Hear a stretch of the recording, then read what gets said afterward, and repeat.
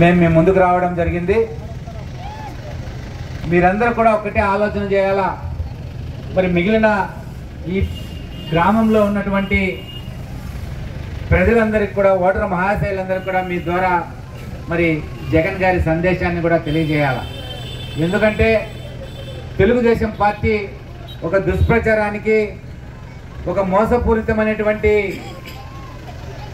కుట్రలకు, మరి అలాగే విమర్శలకు తెరలేపారు చంద్రబాబు నాయుడు తెలుగుదేశం పార్టీ. మనమంతా ఒకటే ప్రజలకు తెలియజేయాలా, 2014 నుంచి 2019 వరకు ఈ రాష్ట్రాన్ని పరిపాలించినటువంటి చంద్రబాబు నాయుడు ఈ రాష్ట్రంలో ఉన్నటువంటి పేద ప్రజల పట్ల ఎలాంటి మరి ఆయన ప్రవర్తన ఉండిందో మనమంతా కూడా చూడాలా. ఎందుకంటే 2014 ఎన్నికల్లో ఆయన దాదాపు 650 హామీలు ఇస్తే ఒక్క హామీ కూడా పూర్తిగా నెరవేర్చిన పాపాన పోలేదు చంద్రబాబు నాయుడు అనే విషయాన్ని మనమంతా ప్రజలకు గుర్తు చేయాలా. మరి అలాగే చంద్రబాబు నాయుడు ఉంటే ఈ రాష్ట్రంలో వర్షం పడుతుందాక పడదు. ఈ రాష్ట్రంలో చంద్రబాబు నాయుడు పరిపాలన వస్తే కరువు కూడా ఆయనతో పాటే వస్తుందనే విషయాన్ని కూడా ప్రజలకు చెప్పాలా. మరి ఈరోజు మన ప్రియతమ ముఖ్యమంత్రి జగన్మోహన్ రెడ్డి గారు ముఖ్యమంత్రి అయిన తర్వాత ఈ రాష్ట్రంలో ఉన్నటువంటి అణగారిన వర్గాల ప్రజలు, ఎస్సీ ఎస్టీ బీసీ మైనారిటీలు, మరి పేద ప్రజలందరికీ కూడా, అన్ని వర్గాల అగ్రవర్ణాల్లో ఉన్నటువంటి పేద ప్రజలకు కూడా ఈరోజు జగన్మోహన్ రెడ్డి గారి ప్రభుత్వం అందిస్తున్నటువంటి సహాయం ఒకటి కాదు, రెండు కాదు.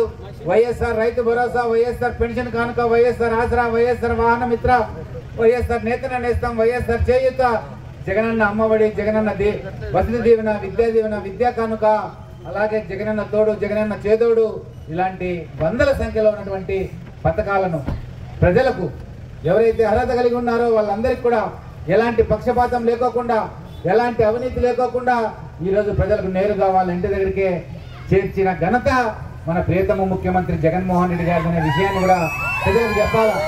ఇంతకుముందు పెన్షన్ కావాలా, రేషన్ కార్డు కావాలా, ఇల్లు కావాలంటే జన్మభూమి కమిటీ వాళ్ళ దగ్గరికి పోయి చేతులు కట్టుకోవాలా. ఈ జన్మభూమి కమిటీ వాళ్ళ దగ్గరికి పోతే వాళ్ళు ఏం చెప్పేవాళ్ళంటే, ఎట్లా వచ్చినా మా చేనులేక పోదాంరా, గెడ్డాము వేయాలా. అలాగే లేకపోతే ఇంట్లో పని చెప్పేవాళ్ళు, లేకపోతే వాళ్ళ తెలుగుదేశం పార్టీ కండువా వేసుకోమనే వాళ్ళు జన్మభూమి కమిటీలో. ఈరోజు ఆ పరిస్థితి లేదు.